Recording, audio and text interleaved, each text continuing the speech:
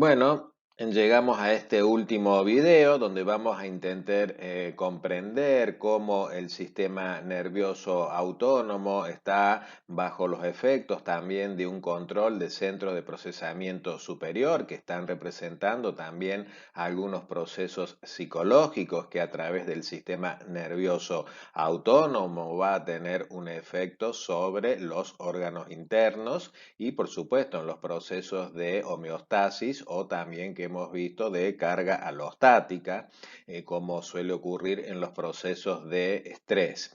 También vamos a hacer una pequeña síntesis de las diferencias anatómicas, funcionales, de las diferencias neuroquímicas y particularmente también de algunos fármacos que actúan como bloqueantes o como excitadores de las porciones del sistema nervioso autónomo. Vamos a finalizar este video también comprendiendo algunos procesos de aprendizaje mediante los cuales se aprende a responder con una activación autonómica, ¿sí? O por el contrario, con una relajación tendiente a recuperar la energía, digamos, producto de la activación parasimpática, y esto muy vinculado a ciertos estímulos que por aprendizaje también nuestro organismo responde y nuestro organismo también tiene memoria de lo vivido en distintas circunstancias. Vamos a verlo a lo largo del video. El primer centro de control superior que debemos hacer referencia y que ya hemos mostrado en el video anterior como los circuitos locales, ¿sí? Debemos hacer referencia, les decía entonces, al hipotálamo, ya que el sistema nervioso está muy influido por esta estructura, el sistema autonómico, ¿no es cierto? Como lo estamos viendo acá en esta figura tomada del libro de Snell, estamos viendo cómo el sistema nervioso autónomo va a tener llegada a centros de control superior como hipotálamo, y a su vez vamos a entender cómo hipotálamo se vincula con otras estructuras superiores, y a su vez hipotálamo tiene un efecto sobre sistema nervioso autónomo, de la misma manera que ocurre con el sistema neuroendocrino, que ya habíamos dicho que era de una respuesta o de una acción mucho más lenta en relación al sistema autónomo.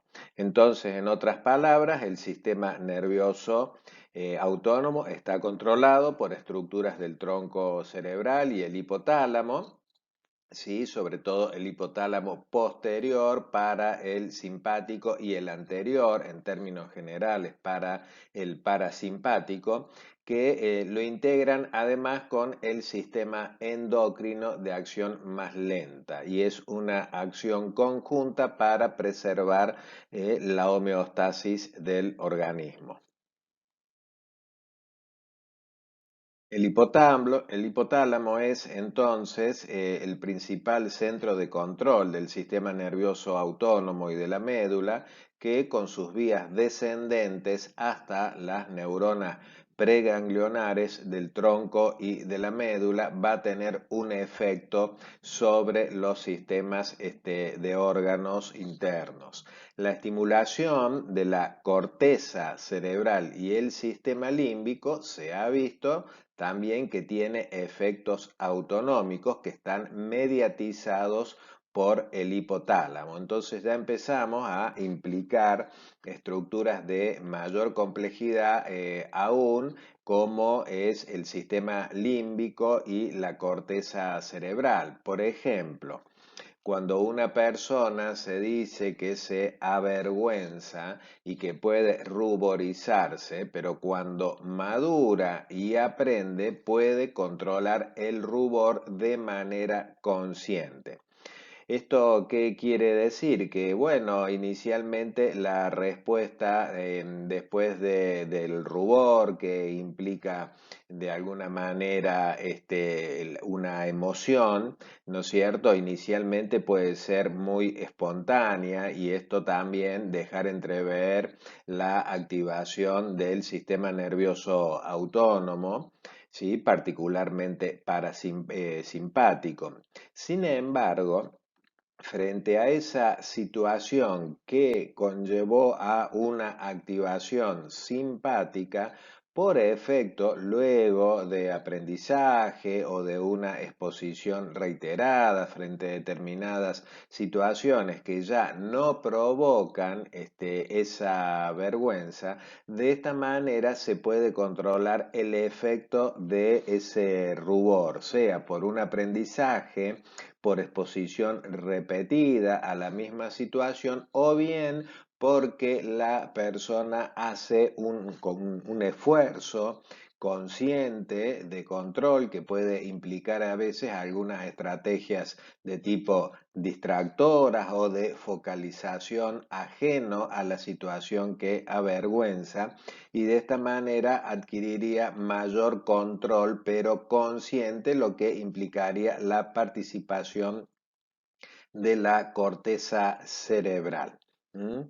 También sabemos que los centros superiores van a producir actividad autonómica como expresión visceral de las emociones en general, y esto lo van a hacer a través de el registro de palpitaciones, de sudoración, etcétera, que serían respuestas bastante habituales, pero en el caso de que este tipo de respuesta persista, se convierta en crónicas o bien pueden ser agudas, pero que afecten cierta vulnerabilidad orgánica en la persona, esto puede llegar a una enfermedad o bien a una situación crítica como sería un infarto.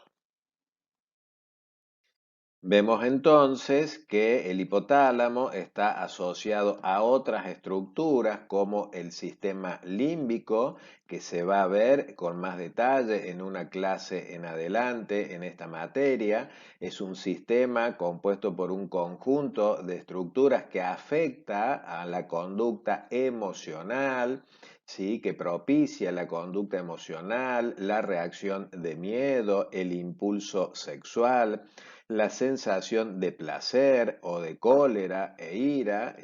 Entonces están viendo ustedes un espectro importante de emociones y de sensaciones que pueden ser agradables o desagradables. También es un sistema que influye a través de las conexiones con el sistema nervioso autónomo en la frecuencia cardíaca, en la presión arterial y en la contracción de la vejiga urinaria. Entonces, de esta manera estamos entendiendo cómo ciertos estados emocionales a través del sistema nervioso autónomo van a influir en una funcionalidad orgánica que en algunos casos puede llegar a enfermar a las personas.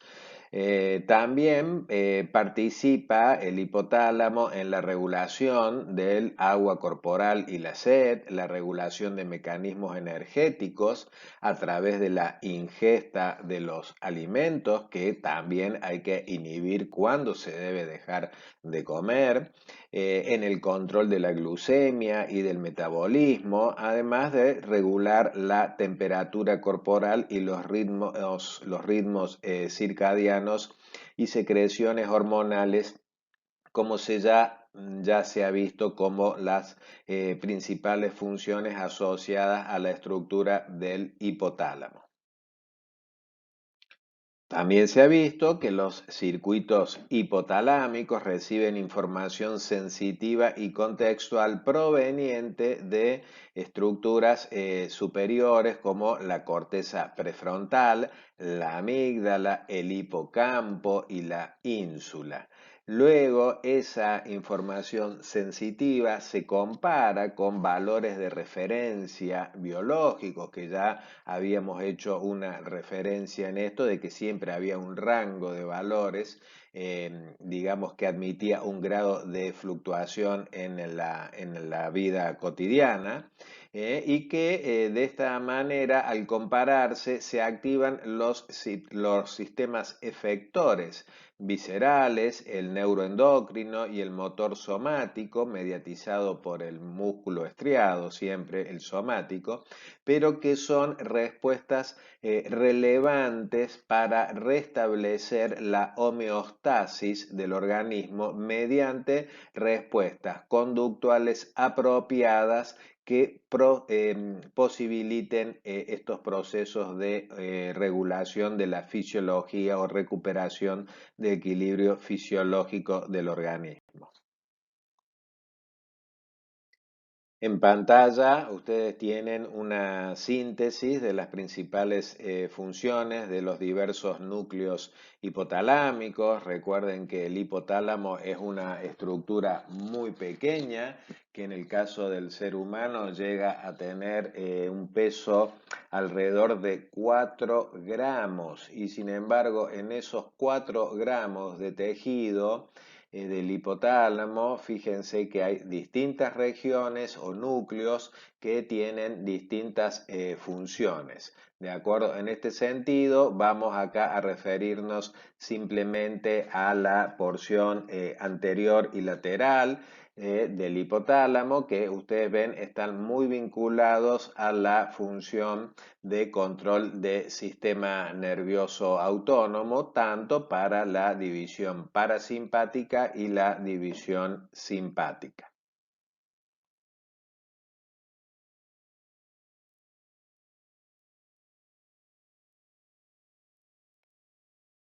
A modo ahora de síntesis comparativa de las diferencias anatómicas, fisiológicas y químicas y farmacológicas del sistema nervioso autónomo, tenemos esta tabla presente en el libro de Snell, muy recomendable ya que es una pequeña síntesis comparativa de estas diferencias. Acá yo simplemente voy a destacar, ya que hemos estado viendo a lo largo de los videos bastante sobre las diferencias anatómicas y fisiológicas, pero bueno, destaquemos acá la síntesis que hace en relación a fármacos bloqueadores ganglionares que para el sistema nervioso simpático hemos mencionado las sales de hexametonio y tetratilamonio por competición con el neurotransmisor acetilcolina en el caso del sistema simpático.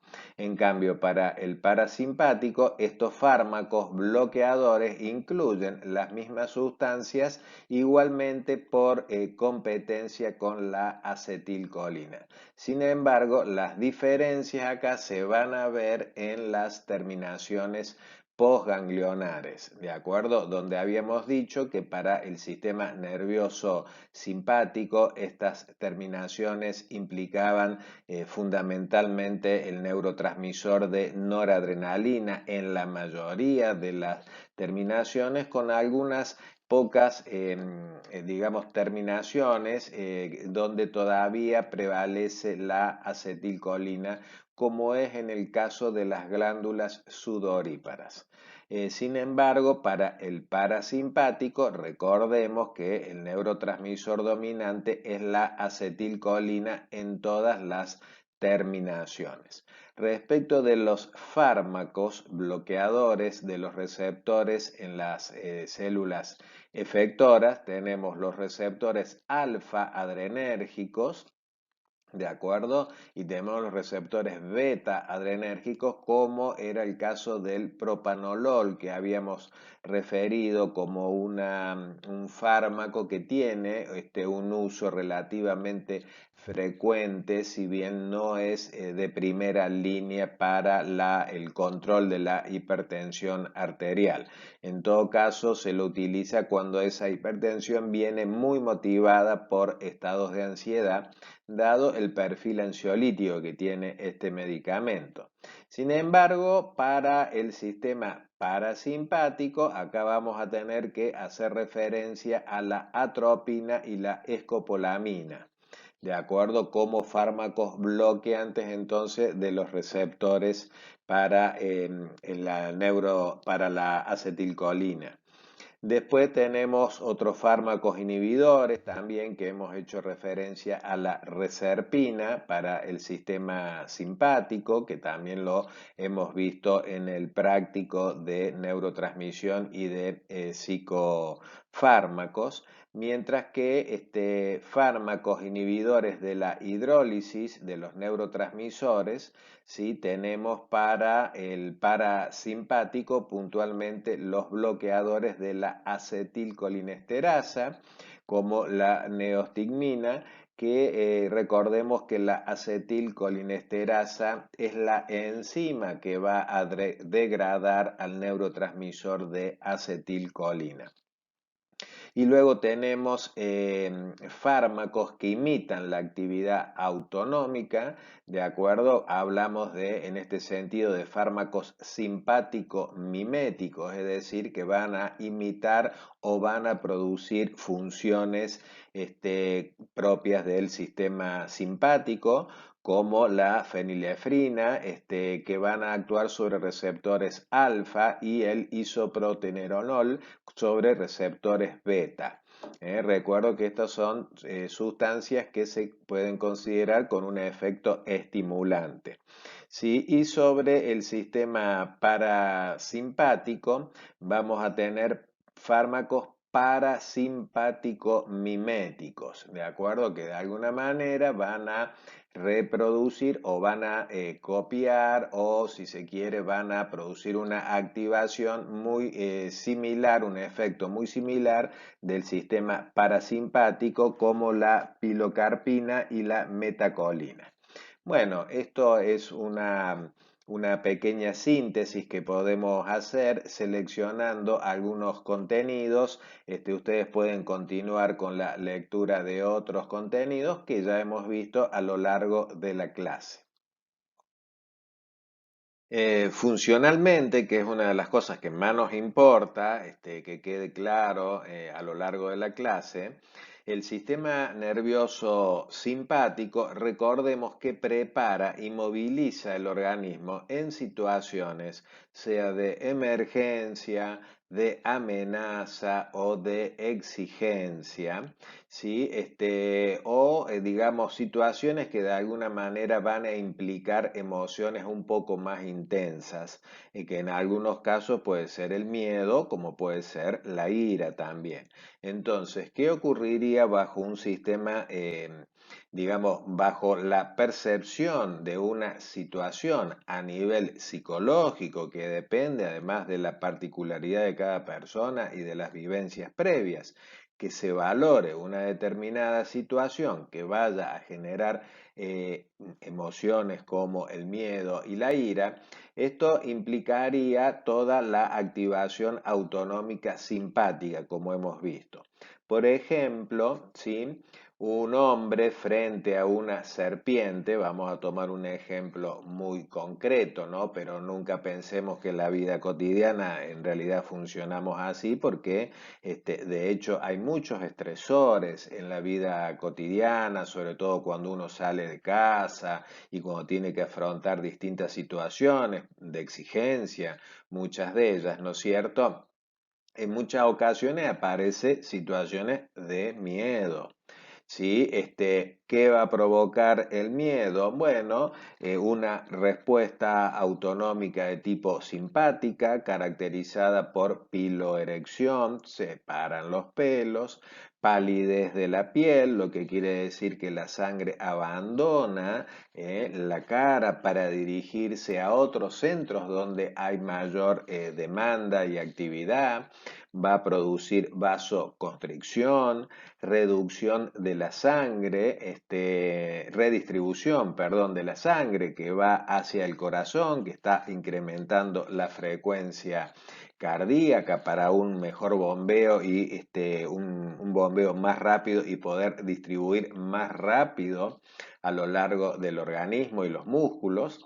Se levantan también los párpados, y esto va acompañado muchas veces con dilatación de pupila porque son algunas respuestas que tendemos para estar valorando con mucho más detalle y seguimiento la situación que se nos presenta como de alguna manera amenazante. Sí, aparece, bueno, la taquicardia, el aumento en la presión arterial, se dilatan los bronquios también para una mayor frecuencia respiratoria con un incremento de oxigenación acorde a la actividad que vamos teniendo a nivel físico, ya que en muchos casos esto puede implicar mayores movimientos, ¿no es cierto? Todo esto demanda mucha energía, por lo que a su vez el glucógeno, que es una fuente de energía, se convierte en glucosa y se empieza de esta manera a transpirar y a perder calor. Por otro lado, es necesario, mientras todas estas funciones, digamos, están activas, por otro lado, es necesario que se produzca cierta inactividad de otras vísceras que sería contraproducente que estuvieran activas. Por ejemplo, la actividad intestinal, el peristaltismo y el cierre de los esfínteres.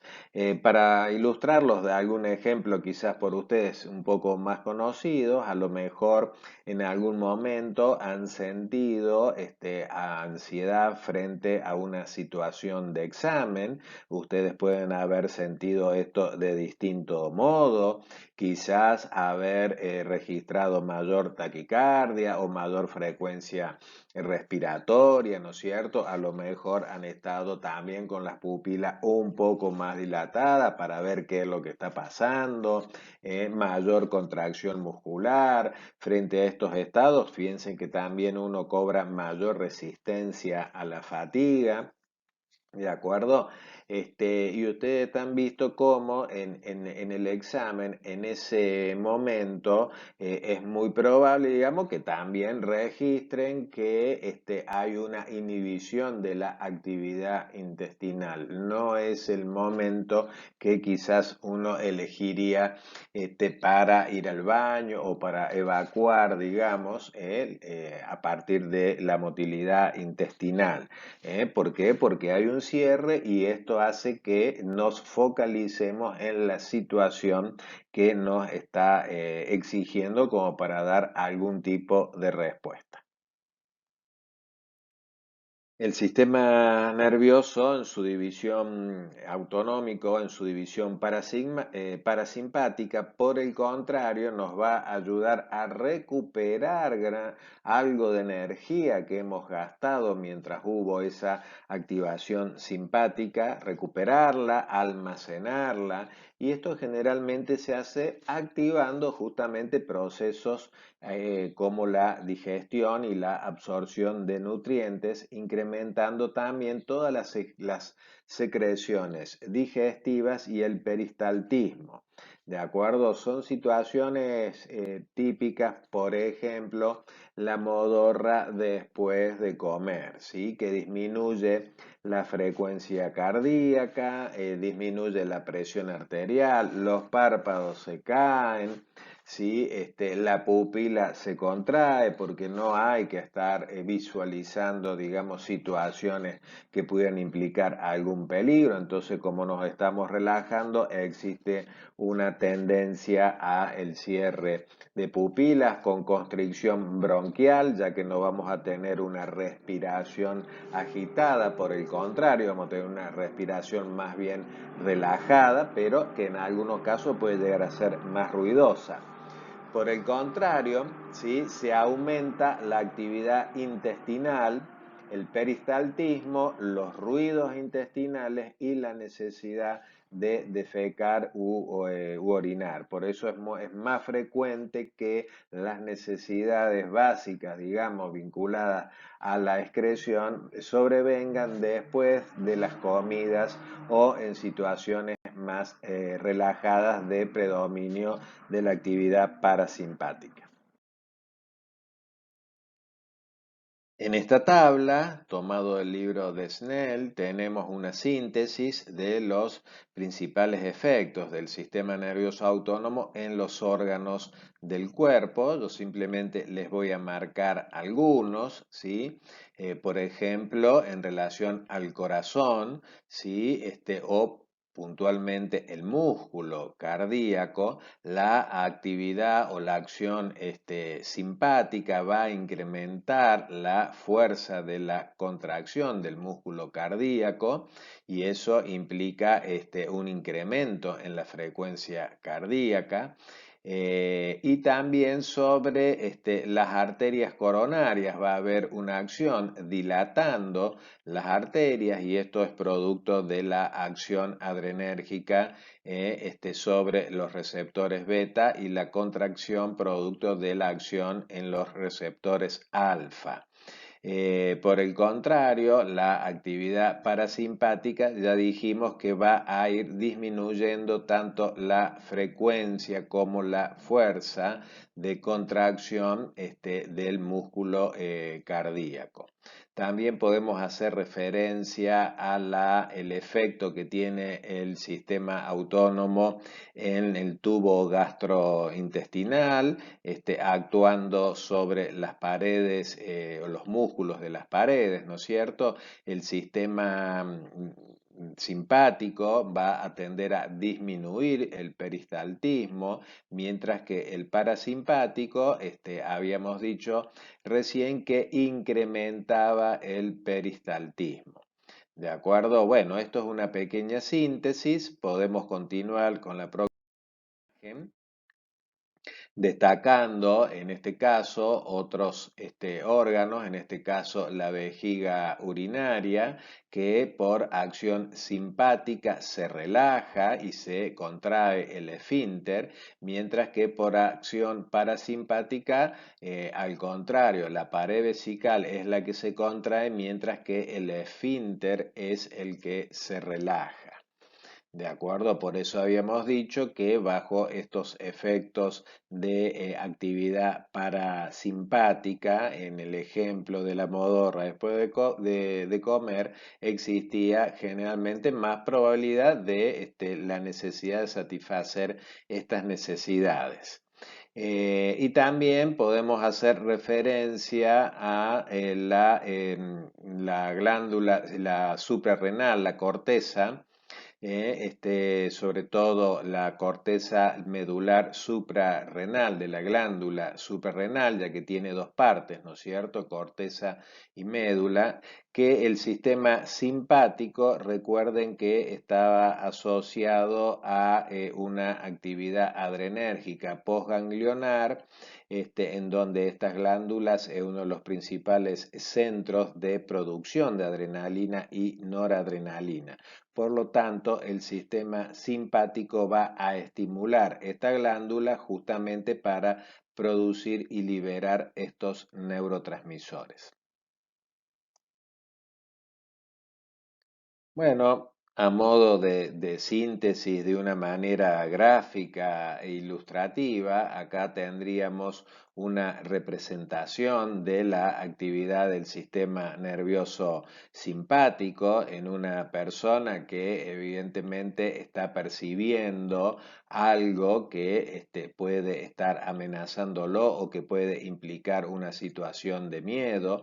Lo estamos viendo cómo abre los ojos, levanta cejas, dilata pupilas, evidentemente todo su cuerpo indica que está en movimiento, ¿no? Y que está corriendo, pero eso requiere a su vez una mayor frecuencia cardíaca, requiere un mayor estado de alerta, requiere también esa taquicardia que decíamos, ¿no es cierto? La contracción de los esfínteres, no es momento para que se relajen o tener necesidad de evacuación, ¿no es cierto? Sabemos que está teniendo en este caso un mayor flujo sanguíneo a todos los músculos esqueléticos que están dispuestos o ya están corriendo, ¿no es cierto? Entonces va a incrementarse la fuerza muscular y eso necesita de un mayor flujo sanguíneo y una redistribución de la sangre que empieza a hacer la actividad cardíaca y por supuesto va a haber palidez en la cara, ¿sí? Donde la sangre no tiene sentido estar allí y se va a volcar a aquellas regiones donde hay mayor demanda o actividad por efecto del sistema simpático. Por otro lado, la activación del sistema parasimpático habíamos dicho que era muy característico de situaciones que de alguna manera se pueden percibir como para relajarse o para estar tranquilos o como para estar alimentándose sin tener sistemas de alerta activos ante una situación de riesgo. Entonces, bajo estos estados, fíjense que se contraen las pupilas al punto tal de que también pueden caer un tanto los párpados, ¿no es cierto? Pero fundamentalmente acá no hay necesidad de mucho ingreso de luz o de estar escaneando, visualizando una situación que pudiera ser de amenaza. Disminuye, por lo tanto, el riego sanguíneo, hay también vasodilatación en la piel, por eso es que se tiende a sentir un poco más de calor en la piel, disminuye la frecuencia cardíaca, pero toda esta disminución, digamos, implica que, por otro lado, va a incrementarse la actividad intestinal, ¿sí? En este caso para absorber nutrientes de alimentos que se pudieran haber consumido, ¿no es cierto? Y se estimula, por lo tanto, la motilidad intestinal y todas las secreciones gástricas, ¿no es cierto?, con fines digestivos y también habíamos dicho que se relajaban los esfínteres. Bueno, es una forma gráfica, ¿no? Y didáctica, digamos, como para ilustrar funcionalmente las diferencias entre estas porciones del sistema nervioso autónomo que recordemos que funcionan de alguna manera complementaria, ya que el fin último es mantener el equilibrio dentro de ciertos parámetros que hacen a la fisiología del organismo. En este contexto funcional siempre es bueno hacer una referencia también a la regulación autonómica del comportamiento sexual. En este sentido, tengamos en cuenta que las respuestas sexuales están mediadas por la actividad del sistema nervioso autónomo mediante una coordinación de la porción simpática, la parasimpática, pero también la porción somática que habíamos visto del sistema nervioso periférico. Y a su vez, estas respuestas sexuales sabemos que están afectadas por una serie de señales o de estímulos de naturaleza cognitivo, psicológico, emocional y por supuesto del contexto que de alguna manera indica o valida este tipo de emociones, de sensaciones y de conducta. También es bueno hacer referencia que hay algunas similitudes en los sexos, ¿sí? Como por ejemplo, producto, ¿no?, de la activación autonómica, ¿no es cierto?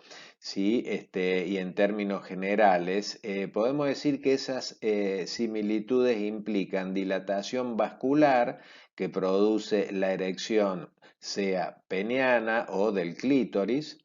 En segundo lugar, la estimulación de secreciones, sean prostáticas o vaginales. En tercer lugar, la contracción del músculo liso durante la eyaculación o las contracciones vaginales. Y en cuarto lugar, una similitud son las contracciones de los músculos pélvicos que acompañan el orgasmo. ¿Sí? También tengamos en cuenta que los órganos reproductores van a recibir inervación parasimpática pregangliolar desde los segmentos medulares torácicos inferiores y lumbares. También reciben, por supuesto, inervación somática desde la neurona alfa en el asta ventral de los segmentos medulares inferiores, que esto es lo que nos recuerda este control de alguna manera coordinado entre el sistema autonómico y el sistema somático.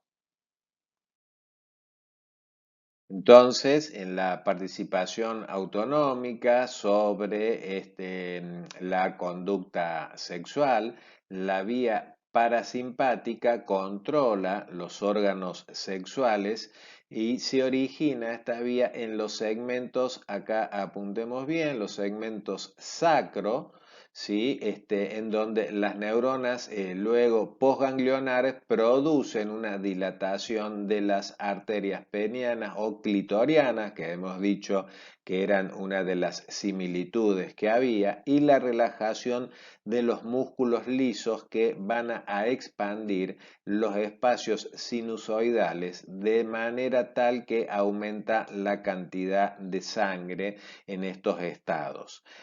También tengamos en cuenta que para el comportamiento sexual, la relajación, ¿sí?, que esperamos del sistema nervioso parasimpático, en este caso no está mediado por la acetilcolina, sino por el óxido nítrico.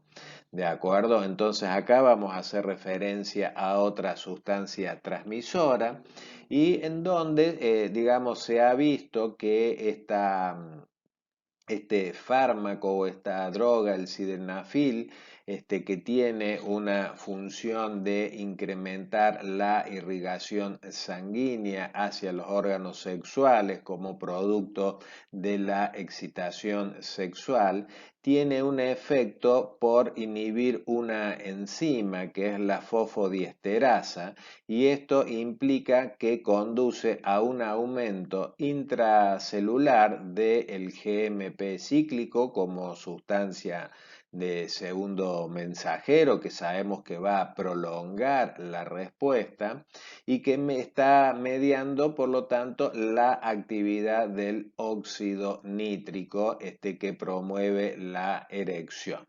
¿De acuerdo? Entonces, en este caso es muy importante registrar esta sustancia en donde hemos dicho que desplaza a la acción de la acetilcolina. Por otro lado, la actividad simpática va a producir vasoconstricción y esto genera la pérdida de la erección. La vía simpática lumbar se origina en los segmentos tóraco-lumbares, de acuerdo al tóraco 1 hasta el lumbar 2 o el lumbar 3, según la bibliografía, y alcanza los órganos atrás de los ganglios de la cadena simpática y los ganglios mesentéricos. Los efectos eferentes ahora de la estimulación genital se transmiten en cambio desde los segmentos sacros desde el sacro 2 al 4 hacia la corteza somatosensitiva, que es de naturaleza somática. Por esto que habíamos dicho que se integraba sistema nervioso autónomo y somático. El componente justamente somático de la función sexual refleja que se origina en las motoneuronas alfa en los segmentos lumbares y sacros. A su vez proporciona inervación excitadora a los músculos bulbocavernosos que se encuentran activos durante la eyaculación o bien las contracciones de los músculos perineales que acompaña el orgasmo, sea masculino o femenino. En otras palabras, vamos viendo que la función sexual está controlada a nivel central por la zona anteromedial y la mediotubaria del hipotálamo. Como siempre, vemos que el sistema nervioso autónomo está bajo los efectos de o influencia también de estos centros superiores de control. Acá tenemos una figura ilustrativa del control autónomo de la función sexual, tomando una referencia, en este caso como en el hombre, ¿no es cierto? Donde estamos viendo en primer lugar aferencias descendentes del tronco encefálico, pero llegamos a las regiones de las astas laterales, de los segmentos medulares, torácico y lumbar, de acuerdo que ya hemos visto, y a partir de aquí sale la prolongación hacia el ganglio, que en este caso, como estamos hablando de ganglios inferiores, nos referimos al mesentérico, a partir de lo cual se encuentra la neurona con la proyección postganglionar directamente hacia el pene. Por otro lado, tenemos en los segmentos inferiores, ¿no es cierto?, en la médula, las regiones sacras, en donde nosotros estamos viendo la neurona preganglionar de naturaleza parasimpática, que va a ir directamente hacia un ganglio que ustedes ven es el ganglio que está muy próximo al órgano target, en este caso, ¿no es cierto?, que es el ganglio parasimpático en la vía pélvica, con una prolongación postganglionar muy cortita, como es la característica de este sistema, y esta vía lo que va a atender es a la relajación del músculo liso, facilitando el proceso de erección. Acá tenemos entonces una referencia de control autónomo a través de la inervación simpática y a través de la inervación parasimpática, pero también habíamos dicho que esta función implicaba componentes somáticos donde se va a tener algún registro sensible del órgano. Este registro es tomado por estas vías sensitivas, donde ya sabemos que tenemos un ganglio en la raíz dorsal, ¿no es cierto?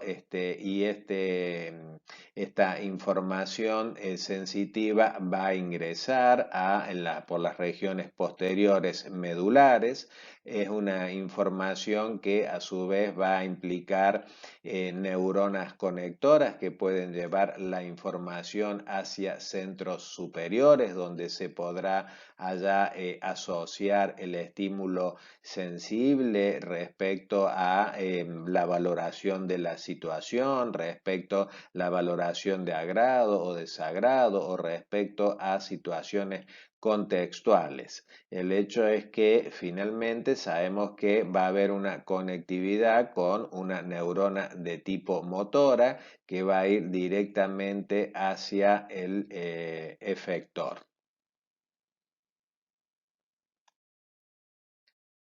Del mismo modo que vimos la regulación del sistema nervioso autónomo sobre el comportamiento sexual, acá se les deja otra figura sobre el control autónomo de la función cardiovascular, en este caso, para que el alumno esté apelando a los libros, en este caso de Parves, pueda establecer ahora la descripción explicativa del control autonómico del corazón.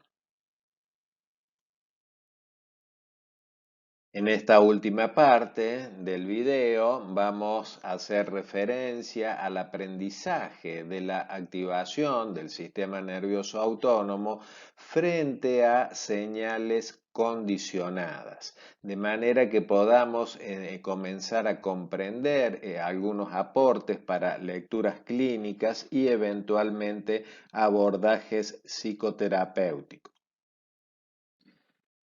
Veamos cómo se puede dar el aprendizaje de algunas respuestas del sistema nervioso autónomo por medio de condicionamiento, que probablemente ustedes ya hayan visto esta modalidad de aprendizaje. En primer lugar, sabemos que siempre hay un estímulo incondicionado que se asocia o que genera, no es que se asocia, genera una respuesta incondicionada. Lo estamos viendo acá en esto que implica una conectividad neural predeterminada. Por ejemplo, frente a una determinada agresión que puede implicar distintas expresiones conductuales, puede, como por ejemplo un grito, ¿no es cierto?, alguna amenaza, algún gesto, etcétera, pero claramente es valorado como una situación de agresión, de manera incondicionada va a generar una respuesta de activación fisiológica. Es decir, de alguna manera todos podemos haber vivido alguna situación agresiva y haber notado cómo se activaba nuestro organismo desde la frecuencia cardíaca, la respiratoria, la contracción del músculo estriado, me explico, y por otro lado, cómo se disminuía la actividad digestiva. Bien, por otro lado, pensemos que el acto de agresión se puede asociar con un estímulo que inicialmente era neutro, como puede ser una determinada persona o una persona que viste de un determinado modo o un determinado gesto o una determinada expresión de esa persona, que inicialmente son estímulos neutros, no desencadenan una respuesta autonómica. Bien, de esta manera se va a producir una asociación de estímulos, uno incondicionado y uno neutro, que ahora pasa a llamarse estímulo condicionado, de manera tal que ahora la persona va a ver esa persona o exponernos a esa persona, va a generar de manera condicionada o aprendida esa activación autonómica. Esto es producto del aprendizaje e implica una nueva conexión neuronal que se ha dado en sistema nervioso. Y esto representa lo que decimos desde un comienzo, como las situaciones de aprendizaje en muchos aspectos van dejando su huella en sistema nervioso a través de la conectividad neural que representa esos aprendizajes particulares y singulares. Veamos ahora otro ejemplo, ¿sí? Digamos, frecuente en el campo humano, en donde más allá de que, como vimos antes, la agresión o determinadas situaciones de amenaza quedan asociadas a estímulos inicialmente neutros y luego la presencia de esos estímulos que ahora pasan a ser condicionados activan ¿sí? La fisiología del organismo como una expresión de emociones que pueden ser agradables, ¿sí? Como pueden ser de alegría, como pueden ser emociones de valor desagradable, como puede ser el miedo. Lo interesante en el campo humano es que cuando se empieza a implicar además el lenguaje como una representación de hechos vividos, ¿de acuerdo? O de estímulos originales o ambientales, ¿sí? De este punto de vista, para entenderlo, vamos a analizar un ejemplo, ¿sí? Donde el estímulo incondicionado es un asalto como forma ahora más específica de agresión, y ese asalto se da, vamos a decir, de noche en nuestro ejemplo, y como respuesta incondicionada frente a eso aparece el miedo, que implica activación fisiológica de tipo autonómica, simpática, con un predominio de adrenalina y noradrenalina, como ya hemos visto a lo largo de la clase. Esto se da de manera automática, de manera refleja, de manera no consciente, ¿de acuerdo? Bien, pero ese estímulo incondicionado se asocia con otros estímulos. Lo que vivimos y que nos despierta emociones, generalmente lo asociamos por aprendizaje a otras situaciones o estímulos. En este caso, vamos a decir que el estímulo incondicionado se asocia con un estímulo inicialmente neutro, incapaz de producir una respuesta de miedo, pero cuando se asocia, ahora este estímulo empieza a ser considerado condicionado. Vamos a imaginar que el estímulo condicionado es un hombre en moto, en donde ahora el hombre en moto, por haberse asociado con un asalto, va a producir una respuesta condicionada de miedo con la consecuente activación fisiológica, autonómica, sobre todo simpática, ¿no es cierto? Bien. Luego, ese estímulo condicionado, que lo vamos a llamar 1, también se puede asociar con un estímulo condicionado de segundo orden. Por ejemplo, vamos a imaginar que esos estímulos ahora son de naturaleza verbal, en donde el hombre, el moto, se puede asociar a las palabras, concretamente la palabra moto, la palabra noche o todas aquellas variantes semánticas que guarden alguna relación con el episodio de asalto. Por lo tanto, ahora en otras circunstancias, la presentación o la presencia de palabras que están asociadas con el asalto en última instancia van a producir una respuesta de miedo o de activación fisiológica, autonómica, simpática y adrenérgica, ¿de acuerdo? Esto es producto del aprendizaje. ¿Sí? Así como hay personas que todavía al día de hoy, cuando escuchan ciertas palabras que a ellos los llevan a escenarios de dolor, como pueden ser palabras relativo a secuestro, relativo a asaltos, relativo a dictaduras o relativo a represión. Hay personas que, bueno, simplemente escuchando a través de las conversaciones palabras que los llevan a esos escenarios originales, tienden a activar respuestas fisiológicas de este tipo. Y esto es por efecto del aprendizaje, y el aprendizaje tiene una particularidad, además, que luego tiende a generalizarse.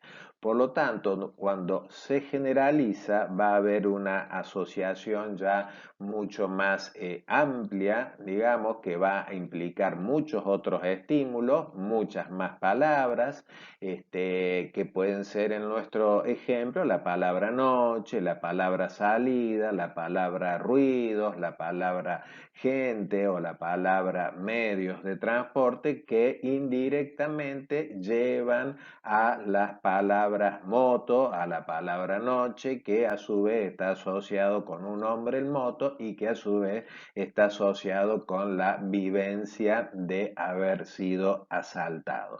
Por lo tanto, cuando ya hemos generalizado el aprendizaje, la respuesta condicionada también va a implicar un grado de activación. Obviamente se va perdiendo intensidad en relación a la intensidad emocional y de activación original, pero eso ya se empieza a vivir como un estado de angustia en donde el malestar es difuso y la angustia se caracteriza por un estado de malestar y de no saber por qué ni de dónde viene. Lo interesante ahora es que empezamos a entender esto que se llama cadenas asociativas por aprendizaje y que explica por qué muchas veces las personas de la nada, a veces de la nada quiere decir que no había una circunstancia o un contexto para sentir miedo, pero si aparecieron ciertos estímulos condicionados, a lo mejor a través del diálogo, la conversación, aparecieron ciertos temas que a la persona por cadena asociativa los lleva a escenarios de dolor, esto puede implicar una activación del sistema nervioso autónomo, ¿sí? Que si ustedes ven, este es un mecanismo que está descrito de alguna manera en el campo de la psicología clínica y también en distintas teorías, porque por ejemplo, si tomamos la teoría psicoanalítica, una de las cosas que hace es a través de las interpretaciones de los sueños o a través de los señalamientos en el campo del lenguaje, lo que se hace es intentar reconstruir la cadena de significantes que conducen al trauma original. Es decir, partiendo de este estado que tenemos aquí, ya de angustia, a través de este tipo de intervenciones se trata de ir reconstruyendo la cadena de significantes, es decir, vamos para atrás hasta a ver si podemos llegar al trauma original, que en este caso podría ser el asalto, como podría ser alguna experiencia de maltrato, de abuso, de violencia, por referir situaciones traumáticas de emociones negativas o desagradables. También podríamos hacerlo en relación a emociones francamente positivas. Bueno, esto también de alguna manera es lo que hacen todas las teorías en psicología, utilizando distintos procedimientos y con respuestas terapéuticas sí realmente distintos. Acá sí van a variar mucho las teorías, pero bueno, estamos entendiendo un sistema de aprendizaje mediante el cual podemos llegar a generar una activación del sistema nervioso autónomo. Tomemos otro ejemplo ahora un poco más actual que tiene que ver con este contexto de pandemia, este contexto de virus, de posibilidad de enfermarse, concretamente con el COVID-19, que es un virus de alta letalidad y que puede provocar la muerte de muchas personas y que justifica de alguna manera esto que llamamos quedarse en casa, ¿no es cierto?, con en ocasiones fase de cuarentena obligatoria y de distancia social, hasta tanto esto tenga alguna resolución. Sabemos que vivimos un estado de emergencia sanitaria que justifica en gran medida estas acciones preventivas y que probablemente tengamos que convivir con ellas un buen tiempo. Mientras tanto, sabemos que hay estímulos incondicionados, como es la enfermedad propiamente. De acuerdo a la enfermedad, la vivencia de una enfermedad grave, de no saber su evolución, está asociada de modo incondicionado con la emoción de miedo, y que eso a veces puede implicar una mayor activación fisiológica, de preferencia simpática. Sabemos además que siempre que se van a dar estas circunstancias, va a haber aprendizaje por asociación, de manera tal de que esta enfermedad puede asociarse ahora con simplemente noticias que podemos escuchar, noticias diversas de contagios, de acuerdo que simplemente ahora, al haber asociación, el escuchar noticias de enfermedad o de muerte puede generar en muchas personas la emoción de miedo, con la consecuente activación fisiológica. A su vez, estos estímulos condicionados sabemos ahora que se pueden condicionar o asociar con estímulos condicionados de segundo orden, que pueden ser generalmente de tipo verbal o de tipo semántico, en donde ahora simplemente las palabras, que podrían ser palabras como muerte, coronavirus o gripe, o cualquier otras palabras que haga aprendizaje por asociación las personas. Acá entramos en un terreno de particularidades de las palabras que pueden llegar a quedar asociadas a el estímulo incondicionado original. El hecho es que el lenguaje ahora empieza a ser la señal activadora de la emoción, que trae aparejado la activación fisiológica de predominio simpático. Luego sabemos que siempre que hay aprendizaje, también hay generalización del aprendizaje, y esto lleva a una mayor variedad de estímulos. Muchos de ellos pueden estar muy alejados de los estímulos iniciales de primer orden.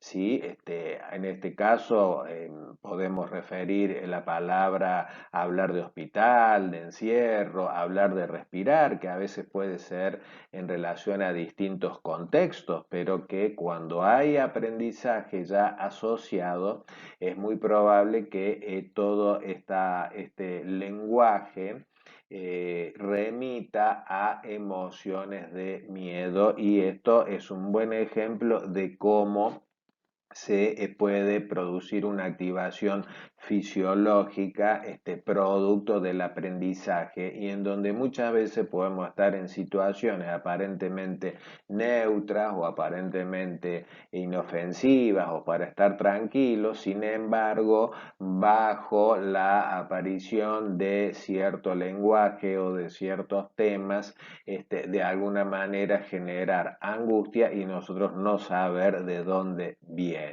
Y esto muchas veces implica aprendizajes que se han ido estructurando de un modo asociativo a través de cadenas de significados.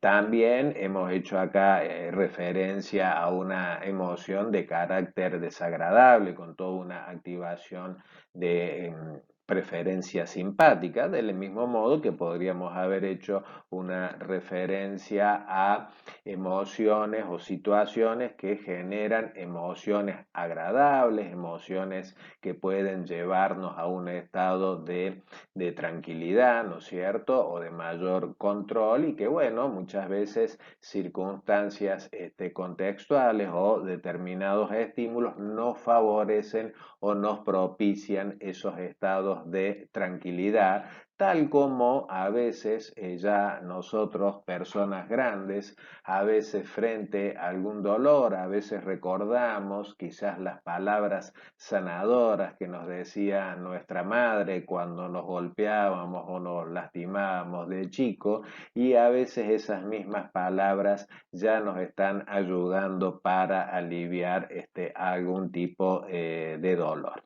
Bueno, espero que se entienda entonces cómo muchas de estas respuestas que están mediatizadas por emociones y que implican una activación de la fisiología del organismo y a veces rompe con la homeostasis, en muchas ocasiones se trata de respuestas que también pueden llegar a ser aprendidas más allá de la activación verdaderamente autónoma con el fin de contribuir en los procesos de homeostasis o de equilibrio fisiológico del organismo. Bueno, ya terminamos la clase.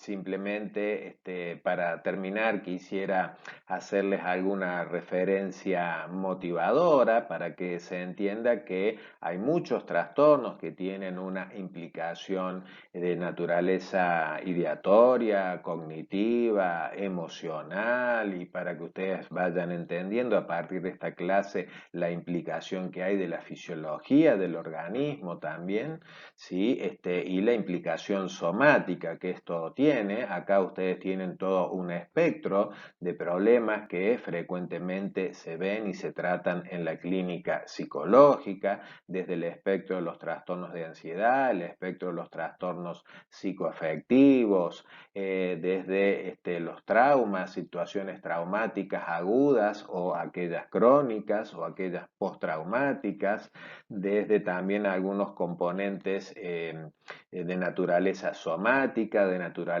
disociativa o los problemas propios de los trastornos de personalidad límite o histriónico, o los problemas propios del espectro de los problemas de conducta alimentaria y de esquema corporal, y también hace referencia a problemas del espectro del trastorno obsesivo compulsivo y de control de los impulsos. Entonces, ustedes están viendo que acá estamos hablando de un espectro de problemas que básicamente estaría concentrando casi el 70% de los problemas que podemos llegar a ver los psicólogos, y lo bueno es saber que todos estos problemas tienen denominadores comunes. Esos denominadores, más allá de las emociones y de la activación autonómica que ahora entendemos que están involucradas en personas que tienen emociones que de alguna manera los llevan a la vivencia de malestar, ¿de acuerdo? Y que implica, entre otras cuestiones, ansiedad, ¿sí? Afectación de estado de ánimo, o dificultades para regularse o para controlarse. Si bien todos estos problemas pueden implicar algún diagnóstico específico en la lectura clínica, el diagnóstico es muy bueno saber dónde estamos parados, pero a partir de ahí, cuando empieza el tratamiento, empiezan a cobrar importancia lo que se llaman los abordajes transdiagnósticos, es decir,